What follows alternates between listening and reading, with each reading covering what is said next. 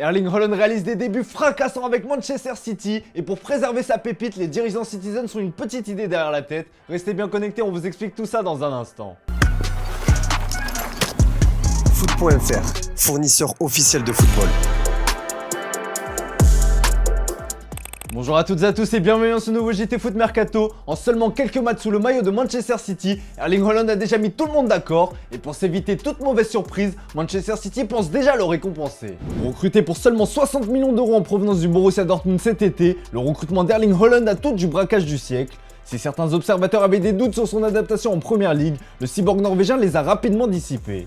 Face à l'ennemi Manchester United, le Norvégien a claqué un triplé, son troisième en 8 matchs de Première Ligue, soit autant que Cristiano Ronaldo, tout simplement monstrueux. Conscient de détenir dans son effectif l'un des plus grands cracks de la planète football, Manchester City veut déjà le récompenser.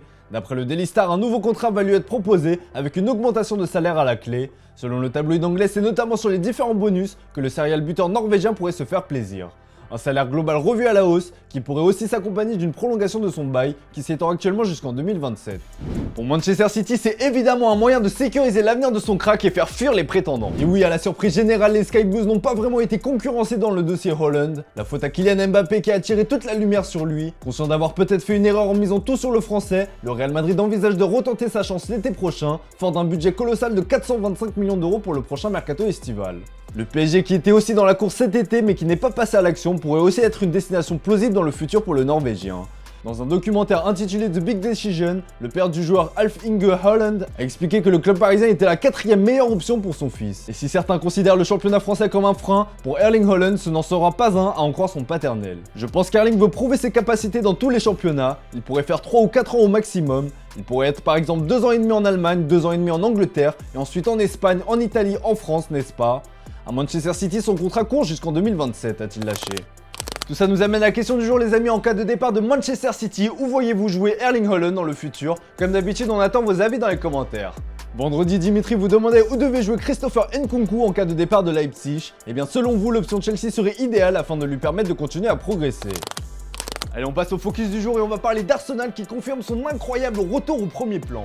Un début de saison quasi parfait pour les Gunners avec 7 victoires et une défaite. C'était face à Manchester United sur le score de 3-1. Pour certains observateurs, ce test non concluant face aux Red Devils, un gros de Première Ligue, pouvait laisser penser que les hommes d'Arteta n'étaient une fois de plus pas prêts pour jouer les premiers rôles. Mais dans le match le plus important de la saison pour le club et pour les supporters, Arsenal a démontré le contraire. Face à Tottenham, son plus grand rival, les Gunners l'ont emporté sur le score de 3-1. En totale maîtrise, les hommes de Mikel Arteta ont conforté leur place de leader de belle manière. La recrue phare Gabriel Jesus a une fois de plus planté, ce qui confirme le mercato de très bonne facture du club londonien. Et pour confirmer définitivement ce retour au premier plan, Arsenal compte bien se montrer très actif durant les prochains mercatos. Et l'arrivée d'un milieu de terrain supplémentaire fait figure de priorité aux yeux du coach Mikel Arteta qui a déjà fait la demande à ses dirigeants à maintes reprises. Cette fois-ci, il pourrait bien être écouté puisqu'à en croire le Daily Express, le club va se lancer dans la bataille pour Ruben Neves. La concurrence sera rude sur ce dossier puisque Barcelone, Liverpool et Manchester United sont dans le coup. Wolverhampton pourrait accepter de revoir son prix à la baisse à hauteur de 45 millions d'euros par crainte de voir le joueur filer libre l'été prochain. Autre option à moindre coût, Douglas Luiz d'Aston Villa. Malgré 2 offres rejetées le jour de la date limite des transferts, Arsenal pourrait revenir à la charge. En fin de contrat en juin prochain, l'international Henry Berdé pourrait bien faire l'objet d'une offre de 17 millions d'euros. Enfin, le profil de Lovro Majer est aussi surveillé. Le milieu du Stade Rennais a vu sa clotte exploser cet été. D'après The Sun, Arsenal a déjà supervisé le Croate à plusieurs reprises. Il va cependant falloir mettre la main à la poche pour se l'offrir puisque d'après nos infos, le board rennais a fixé le prix de son joueur à pas moins de 60 millions d'euros.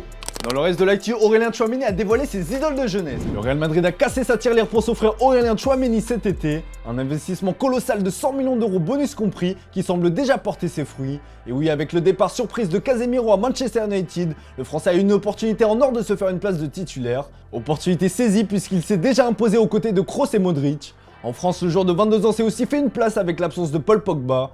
D'ailleurs, l'ancien monégasque est souvent considéré comme le nouveau Pogba. Au micro de Téléfoot, l'intéressé a confié qu'il a beaucoup suivi la pioche plus jeune, mais qu'il ne veut pas être comparé à lui. Il veut écrire sa propre histoire. Tchouaméni a aussi révélé qu'il a beaucoup regardé N'Golo Kanté et Patrick Vieira plus jeune. On ne peut que lui souhaiter la même carrière que ses idoles de jeunesse. Allez, comme d'hab les amis, on se quitte avec l'image du jour, elle est plutôt insolite. Suspendu pour le choc face à l'Inter, le coach de l'AS Roma José Mourinho n'a pas pu assister à la victoire du banc, mais plutôt que de s'installer dans les tribunes, le Special One a préféré regarder le match au chaud dans le bus de l'équipe qui était garé dans le parking. Voilà, c'est tout pour aujourd'hui. Merci pour votre fidélité, bonne soirée à vous, on se retrouve dès demain pour une nouvelle semaine sur Foot Mercato. Jakie naprężenie.